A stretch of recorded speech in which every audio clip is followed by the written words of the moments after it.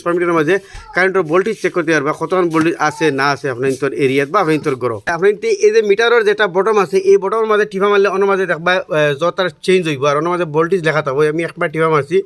OLA আপনার টিপা মারি মারি যাইবা আর ভোল্ট লেখা আইব বির সময় লেখা আইব না ভোল্টেজ দেখাইব আর বি লেখা আইব টিপা মারি মারি যাইবা তো তখন আমি টিপা মারি মারি যাই আর টিপাইলে যে আপনি তো নষ্ট হইব বলে কিছু নাই বিন্দাসটি হইবা তো আবার দেখো কিন্তু আইসে না KWH আইসে